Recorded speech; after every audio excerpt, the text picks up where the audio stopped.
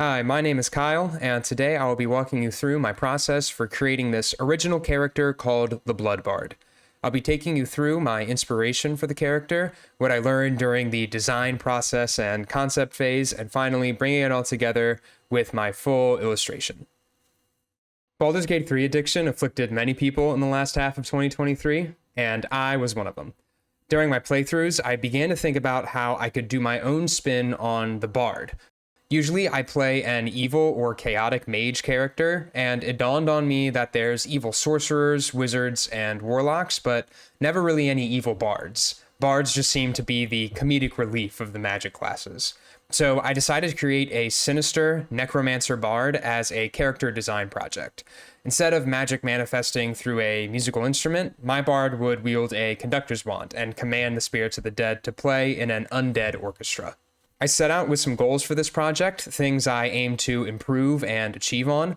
I wanted to end this project with three things: a character sheet with a full 3/4 and back 3/4 view of the character, a full illustration featuring the character, and a set of sheets that cleanly detail my design process beginning to end.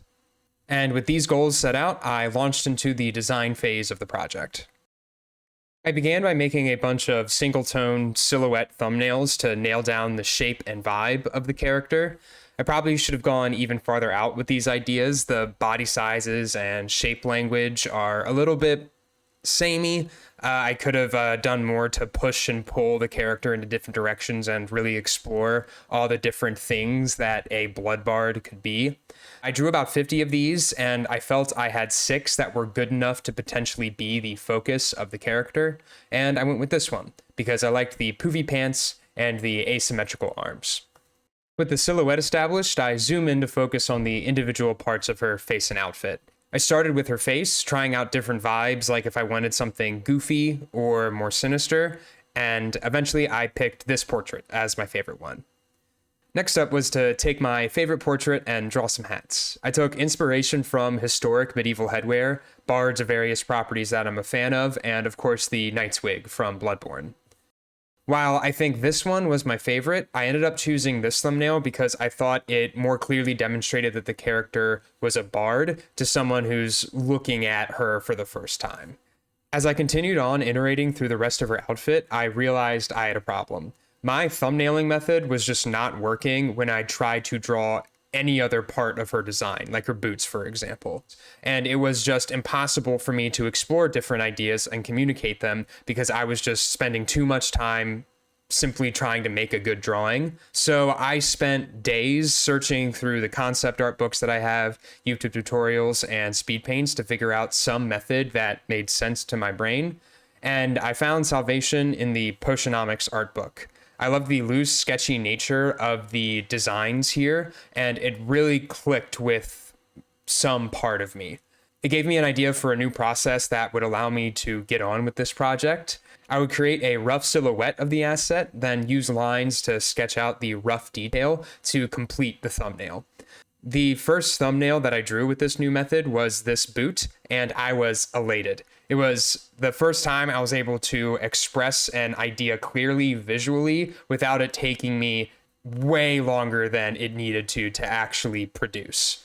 With this method, I was able to produce a good set of boots, none of which I used for some reason in the final design. I have no idea why I did this. My logic was, again, in order to more effectively communicate that she was a bard, I was thinking of giving her these like pants that also covered her foot, and some reason that felt more bardic to me. But I don't know, this was the biggest thing I regret from the project. After all this work trying to get these good boot thumbnails, that I didn't actually end up using any of the ideas. But despite that, the rest of the process was smooth sailing as I created a bunch of thumbnails for her coat and her wand, and hashed out some ideas on what her summoned ghouls would look like. Now that the individual parts of the character are done, it's time to put it all together with the character sheet. I start with a rough basic sketch where I'm focusing on the gestural and general proportions as a foundation to build the rest of the character off of. And then I create a second rough sketch where I'm taking my favorite explorations from the design phase and incorporating them into the character. It also takes me an embarrassing long time to get her leg correct. I then complete the character with some line art, the first pass of the drawing that's actually going to be in the final piece, and then set everything up with some flats in order to get the colors down. For this whole rest of the project, I decided to go on a hard edge cell shaded style with inked outlines, as that's the workflow I've been practicing for a while in preparation for this project.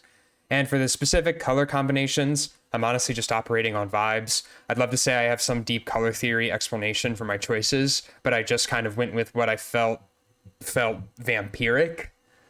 Next time I'll get maybe more into color theory and make some character design choices there that actually are a little bit more supported by something. And now that this part of the project is finished as well, it is time for the final piece, the full illustration. I start the illustration by putting together a few preliminary sketches. I know generally I want the bard to be dancing around with the spirits floating on around her. I toyed around with a few ideas, like one of my first thoughts was to have a tavern scene where she had slain the occupants and was summoning their spirits right then and there. But I decided with a somewhat less gruesome graveyard scene where she's dancing on the tombstones and raising the dead from there. I build out a 3D model of the graveyard and throw in a human model for lighting information. I'm thinking a cold moonlight illuminating the bard is the key light, while the glowing spirits around her create a warm red shadow. And I add in a bunch of different references I find online into my PureRef file, things like tombstones, lighting inspiration, and general vibes, anything that I think will aid me in the painting process. I also take reference pictures of myself in real life. Going solely off 3D models often leaves my drawing stiff and without good information on things like clothing folds.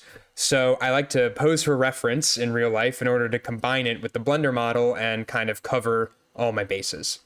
We begin with a very rough sketch outlining where the ghosts and ghouls are going to be swirling around the character, referencing the 3D model when I need to, and then turning it off when I don't. I'm trying to get the spirits to be in both interesting organic shapes and to also make sense in perspective, and also be interesting compositional elements. So I'm editing and moving things around a lot. I tried to draw the main character by using a similar method to my thumbnails, where I made a silhouette of the character and then drew the details in using line work. But honestly, it did not help much. I think I may need more practice with this. The complex and variety of shapes that I was working with kind of made everything confusing. And this is probably something that will get easier with time, but you know, you're always practicing. After the sketch comes the line art phase, which is my favorite part of this whole process, which is swiftly followed up by flats, which is my least favorite part of this whole process. For rendering the main character, I keep to the same workflow I used for the 3/4 view, creating form by painting these overlapping multiply layers, which create these increasingly darker and darker shapes that build the form, and is just the most intuitive way for me to work at the moment with however my mind works. I tested a lot of different approaches for painting the blood spirits, but ultimately I decided to render it semi-realistically, where the blood would behave as a translucent material while also reflecting some of the world around it, all done with a soft edge airbrush. I broke out one of my favorite books, the Artist Master Series Color and Light, to study the necessary material properties. I learned how translucence works, where light actually hits the object and instead of immediately bouncing off, like with an opaque object, it actually moves through the surface and then out the other end. So it's almost like the light and shadow shapes of the material are switched. Armed with that knowledge and some reflection studies that I set up in Blender, I got the blood spirits to a spot where I thought they looked good. I added in some soft glow for the spirits in order to give them a little bit more of an otherworldly aura, and a red rim light on the character to cover out from the background a little bit more clearly. For the gravestones and grass, I don't really have much to say. Since they're background elements, I didn't want to make them super conspicuous or anything. I wanted them to be something that you look at after you're done seeing the main subjects of the piece. With the gravestones, I wanted to do a cheeky little Baldur's Gate reference with one gravestone that's close enough to the viewer to be seen.